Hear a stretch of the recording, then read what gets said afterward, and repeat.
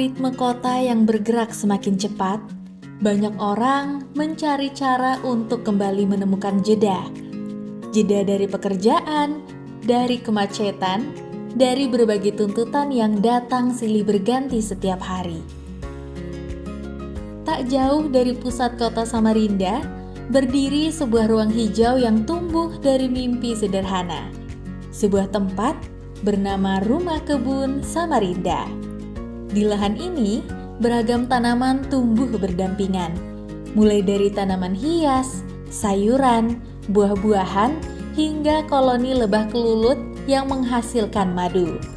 Rumah kebun bukan hanya tentang bercocok tanam, tempat ini juga menjadi ruang untuk belajar tentang kesabaran, ketekunan, dan menikmati hidup dengan lebih perlahan.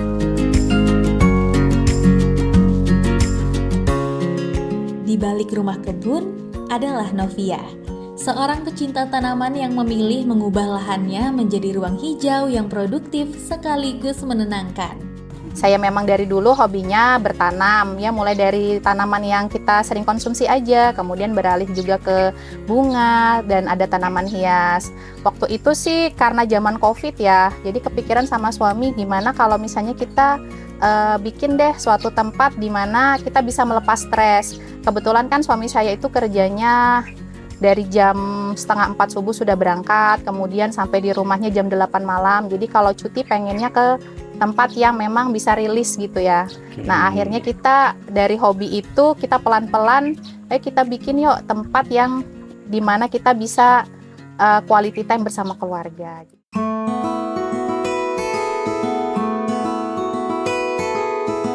Membangun kebun tentu bukan pekerjaan yang selesai dalam semalam. Dibutuhkan waktu, tenaga, dan komitmen untuk merawat setiap tanaman agar bisa tumbuh dengan baik. Namun bagi Novia, setiap proses yang dijalani justru menjadi bagian dari perjalanan yang berharga.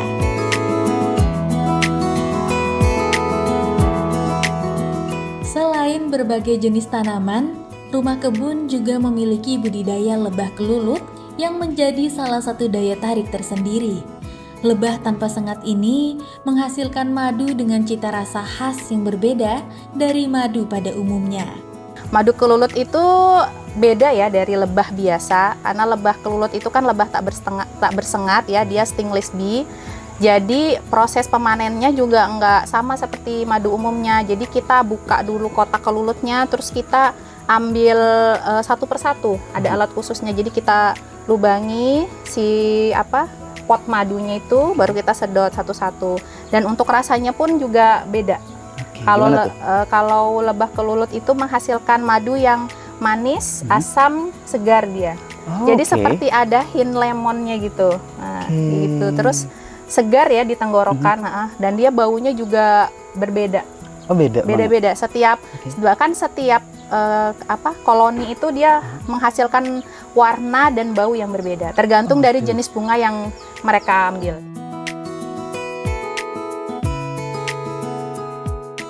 Dari satu tanaman ke tanaman lainnya, rumah kebun terus berkembang menjadi ruang belajar sekaligus tempat berbagi hasil panen kepada masyarakat.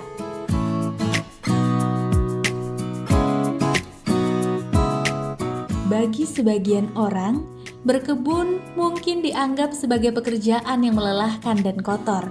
Namun bagi Novia, justru di sanalah terdapat banyak kebahagiaan sederhana. Ya, berkebun itu penting ya. Menurut saya sih jadi stress release ya. Karena kan kalau kegiatan ibu rumah tangga tuh kan dari buka mata sampai kita tidur itu berkutatnya di kegiatan yang ngurusin anak, masak, sama kerjaan rumah. Nah di sela-sela itu kayaknya saya butuh sesuatu yang bisa meriset diri dan juga melepas stres. Nah dengan berkebun tuh kita jadi berlatih sabar. Karena kan proses menyemai itu sendiri kan pelan ya, terus melihat benih itu tumbuh, kemudian kita rawat sampai panen.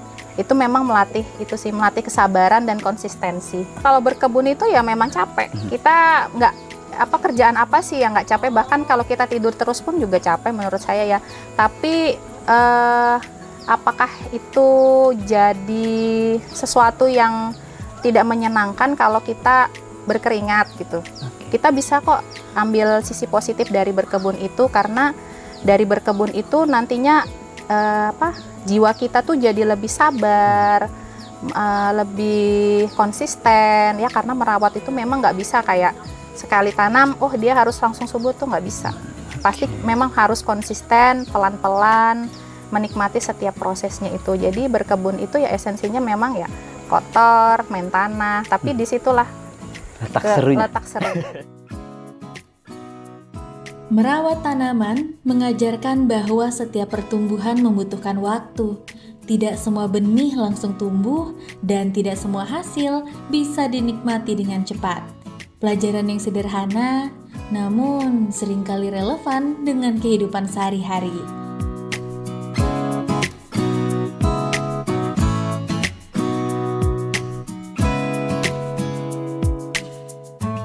Aktivitas di rumah kebun tak hanya dinikmati sendiri. Melalui Instagram dan TikTok, Novia juga membagikan kesehariannya kepada ribuan pengikut. Konten-konten sederhana tentang tanaman, panen, dan rutinitas harian ternyata mendapat sambutan positif dari banyak orang.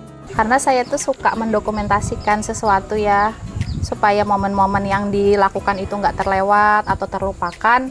Jadi ya kita manfaatkan aja, memang kan sekarang ini udah memang eranya media sosial ya. Bener. Alhamdulillahnya juga sudah ada platform-platform yang bisa menyalurkan apa yang pengen kita siarkan gitu kan, lebih mudah lah. Jadi kenapa kita nggak berbagi aja dari situ? Mungkin ada sisi plusnya lah yang bisa saya dapat. Kebanyakan sih kayak gardening tips, kemudian gardening hacks gitu, cara merawat tanaman, kemudian edukasi tentang tanaman-tanaman unik ya. Saya sempat juga bahas tanaman lokal yang pernah tumbuh di Samarinda dan lumayan laris juga dibeli orang, itu kayak mangga kasturi ya. Nah itu kemarin sempat FYP juga.